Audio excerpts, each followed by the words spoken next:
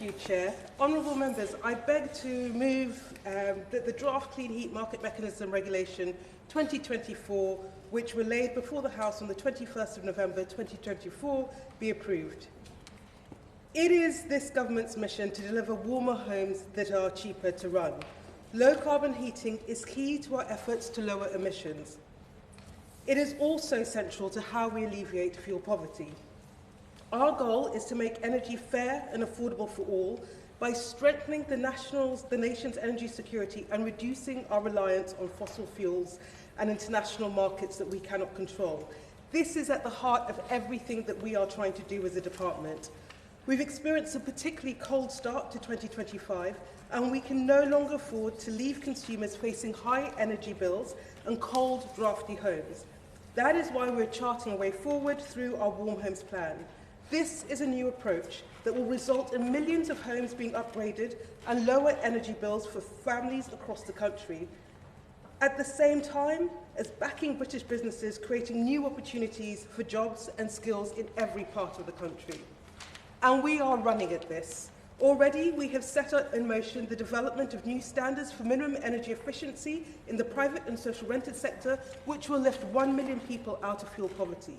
We've announced changes to the planning restrictions, including removing the outdated 1 metre rule, which will make it easier for people to install heat pumps. We are expanding our boiler upgrade scheme, almost doubling of the budget to 295 million for next year, so that more people can have access to the support in order to install heat pumps.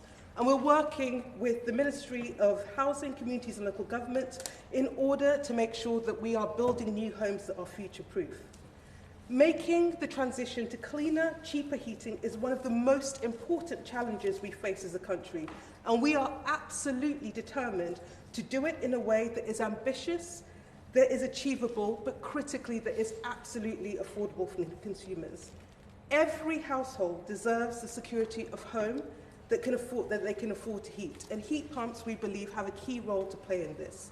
Heat pumps are on average 3 times more efficient than gas boilers and are powered by electricity that becomes cleaner every year as the share of renewables on the grid grows. Heat pumps can therefore slash the energy we use for heating and reduce our reliance on gas. It is a reliance that cannot be overstated. Nearly half of UK's total natural gas consumption every year is currently used for heating buildings, producing roughly a quarter of total greenhouse gas emissions. The proposed changes to our energy system will not happen overnight, but it is important that we communicate that this is part of a long-term plan and that we will keep this as a key priority. Nowhere is this more important than the critical work we must do with business as we make this transition. It is essential that businesses we work with throughout the supply chain know that they can put in the steps that they need in order to build the skills, in order to ensure they've got the incentives and support to deliver this transition, as well as doing that critical job of helping households benefit to the switch to cleaner, efficient heating that we believe that heat pumps can provide. That is why, in addition to direct support for heat pump installation through schemes like the boiler upgrade schemes, the Warm Homes Social Fund and the Warm Homes Local Grant, we're providing investment in homegrown heat pump production through the Heat Pump Investment Accelerator competition. It is also why we are supporting installers through the Heat Training Grant, and is why we are stimulating further investment in the supply chain through the introduction of this instrument, the Clean Heat Market Mechanism. Since taking office, we have taken steps to engage, to listen to all parts of industry about the overall approach that we need to take on this policy. We are committed to continuing those conversations in the months and years ahead, including in relation to this Clean Heat Market Mechanism. We are proposing a reform scheme that provides the UK's heating industry with the stability, the clarity, the policy direction to build a strong and resilient heat pump market, and that will benefit with the transition as we sprint towards low-carbon heating. The changes we have made to the previous government's proposal for the mechanism will ensure that manufacturers have the time they need to scale up the supply chain, to expand sales without penalising consumers. We'll also need manufacturers to have the incentives and the clarity to drive the innovation that we need to see in the market in order to make sure that we're delivering heat pumps that are cheaper and that respond to changes in the market. The scheme will require boiler manufacturers to achieve the sale and installation of a proportion of heat pumps relative to their gas and oil boiler sales, or the equivalent credits from other heat pump manufacturers. For the first year of the scheme, starting on the 1st of April this year, this is set at 6% of the relevant boiler sales. As set out in the consultation response published in November, we have also made the decision to reduce the payment in lieu for any missing heat pump credits to £500 for the first year from the £3,000 that was previously proposed. We have also aligned the periods over which boiler sales and heat pump installations will generate obligations and credit respectively, providing manufacturers more time to prepare. We are confident that between 2025 and 2026, the market can achieve the volume of heat pump deployment that the scheme is targeting, building on the substantial growth in sales that we've seen in 2024. And we are committed to working with industry to do the vital work we need to do of making sure that we're boosting demand for heat pumps and that we're making sure that it is as easy and as painless for consumers as possible to go on this journey with us. And then let me end by saying this, Chair. We are absolutely committed to ensuring that the transition to clean, affordable heating works for homes and businesses. That means having consumers firmly in our mind's eye as we develop policy in this area, and it also means ensuring that we're working in lockstep with industry. This is going to be at the heart of the approach that we will take in the Warm Homes Plan. And the instrument today is just one part of our overall strategy for how we deliver homes that are warm and cheaper to run. But it is an absolutely important part of how we deliver warmer homes with lower energy bills. It signals our ambition to tackle fuel poverty that is still experienced by far too many people in this country, as we make that vital sprint that we absolutely must do to clean power by 2030. The question is that the committee has considered the draft Clean Heat Market Mechanism Regulations 2024. I call the Shadow Minister. Thank you very much, Mr Vickers. It's a pleasure to serve under your chairmanship yet again this evening. The Clean Heat Market Mechanism imposes government targets on the manufacturers of gas boilers, telling them that they have to sell a certain amount of heat pumps each year, with fines for every gas boiler they sell above their quota. Inevitably, we believe that these fines will be passed on to the consumer. So far from having consumers in the mind's eye of this government, this is a government which has already shown flagrant disregard for consumers over a whole host of different areas. From its grocery tax, which will cost families £56 a year, to its family holiday tax, which will cost up to £300 a year, from their eye-wateringly expensive energy policies to their misguided national insurance hike, which the Bank of England has warned will raise prices and lower wages, a double whammy hitting people's pockets. And now they are asking us to support the Secretary of State for Energy, who clearly has no interest in the cost of living in this country, to have unfettered power to interfere with the price of people's boilers. When we were in government, the then Secretary of State was clear last year that we would not introduce a policy that punishes people who choose not to install a heat pump. The current Secretary of State has an ideological obsession with going further and faster than any other country.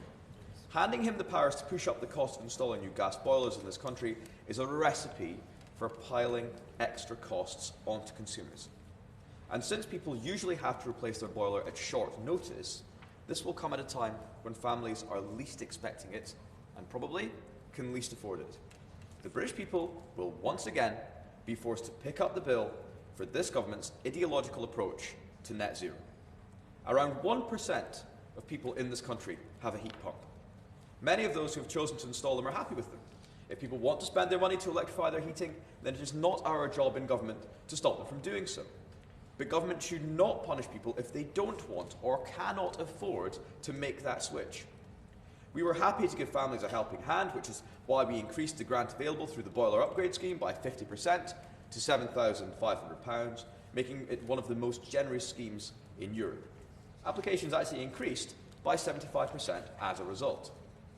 But it is simply not sustainable to impose ever larger taxes, to force consumers to switch to technologies if they do not want to do so.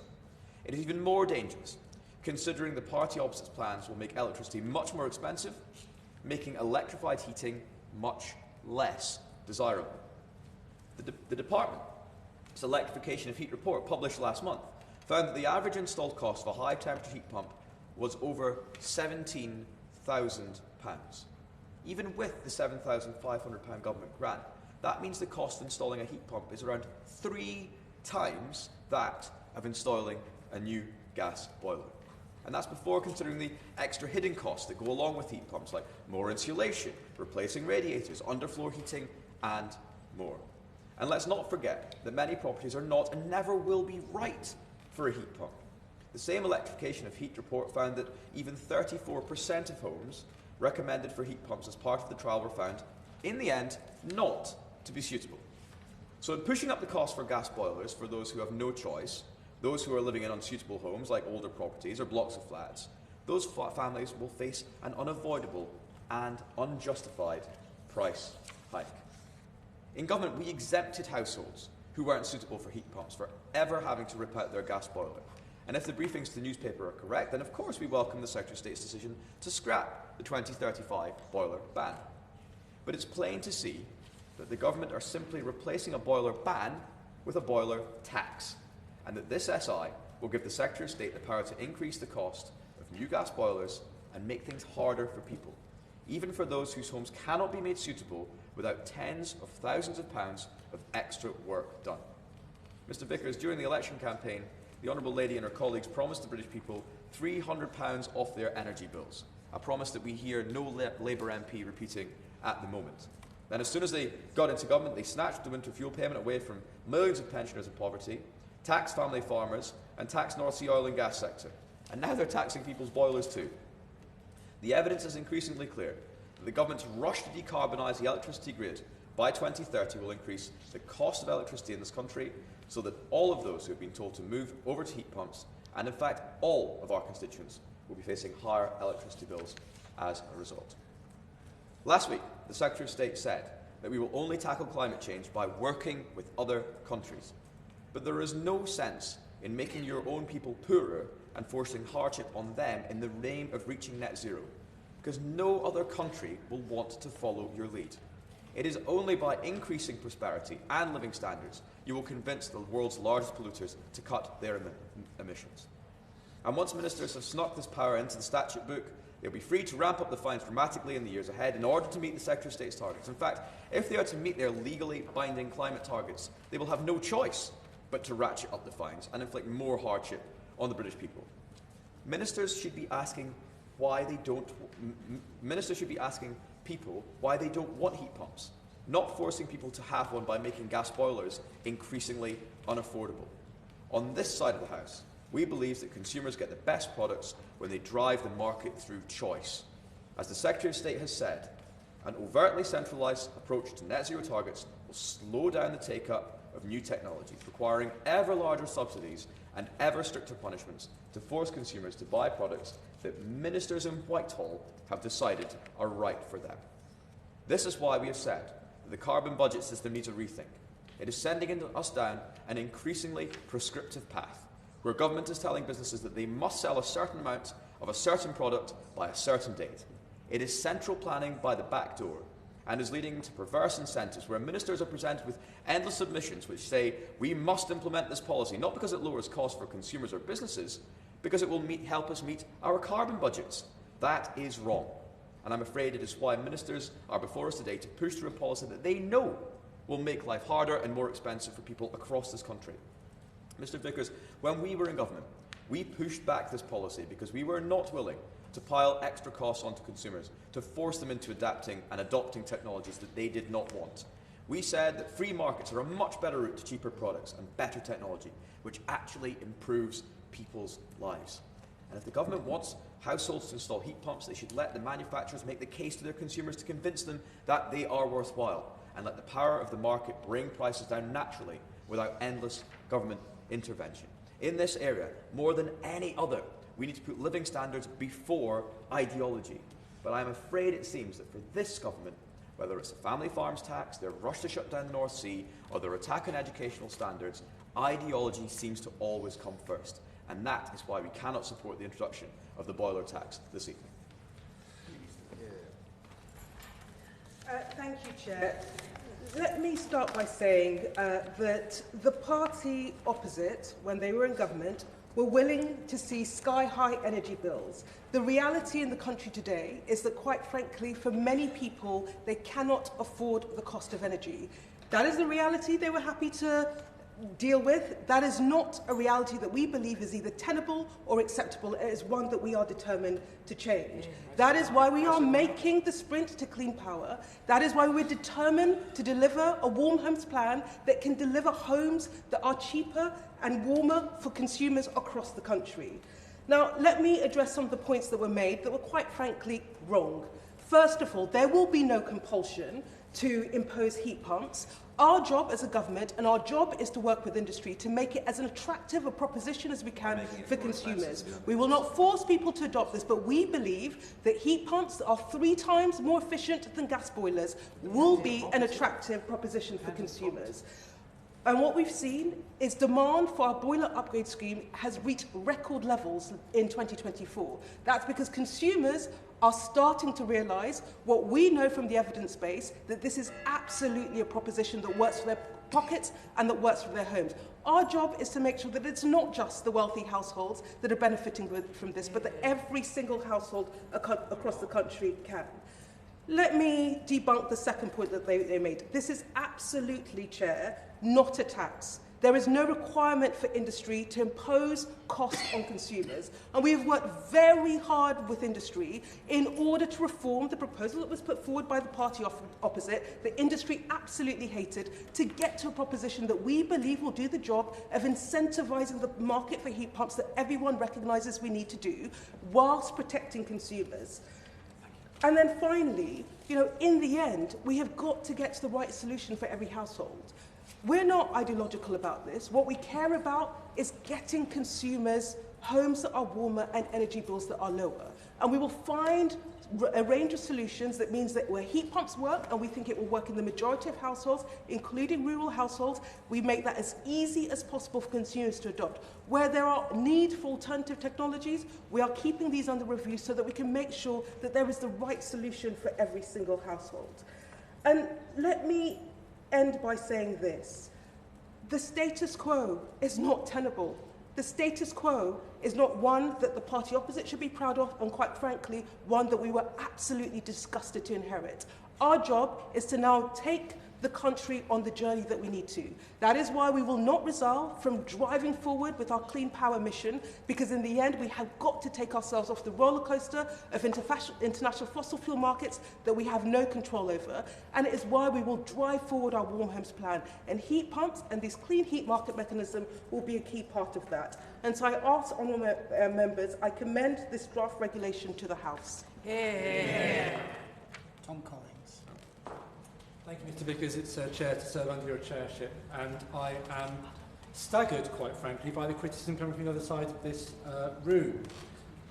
Given, and I'd like to remind members opposite, that they had a policy of exactly the same architecture in recent years, with targets set at a level that produced what I would call a textbook example in unintended consequences.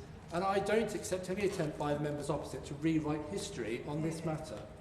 I welcome the ambition that's represented by this bill and our mission for dependable, affordable and clean energy. In particular, I really welcome the fresh approach this government is bringing, one of partnership with industry, understanding markets and putting people first. And as a representative of a constituency that is home to one of our large domestic heating technology manufacturers that produces boilers, heat pumps and other technologies for heating, I really welcome the renewed targets that are coming with this piece of legislation, alongside the fresh constructive approach, and as a result of it. I also welcome this approach going forward, because there is much more to be done in the transition of heat, and this is just one point in that journey.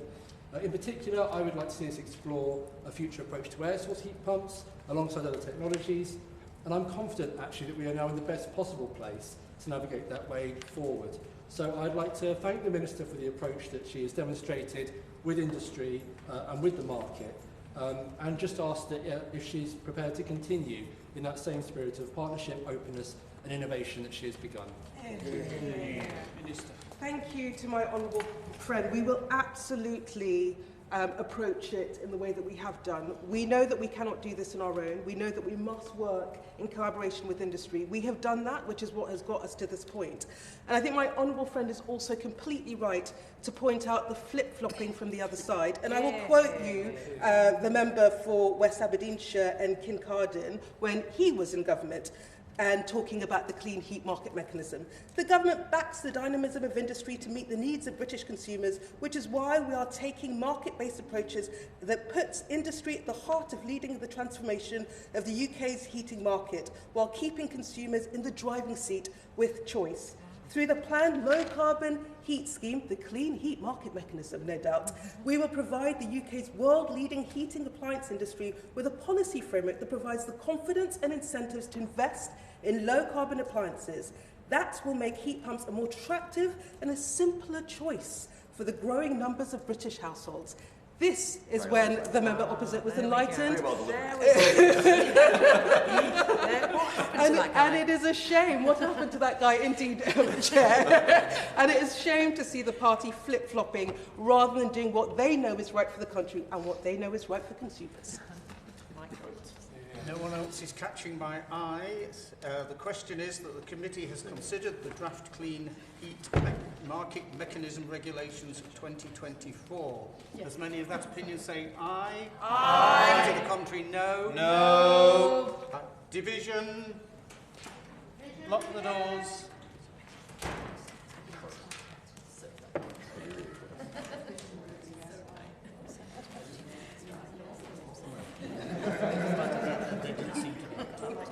Are the whips happy to... I know, they go through the instant aye or abstain.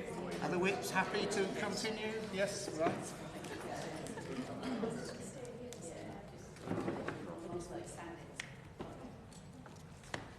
Berry Andrew. No. Burton Sampson David. Aye. Collins Tom. Aye. Farnborough Miata. Aye. Fleet Natalie. Aye. Glindon Mary. Aye. MacDonald Chris. Aye. Mohammed Abtasam.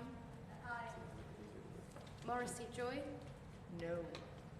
Payne Michael. Aye. Smith Sarah. Aye. Thomas Bradley. No. Timothy Nick.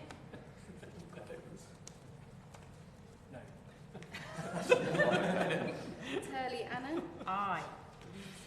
White Joe. Aye. Young Claire.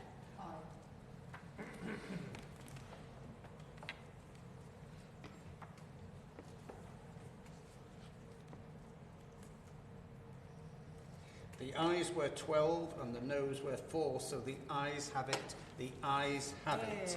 Unlock. Order. Order. Committee Room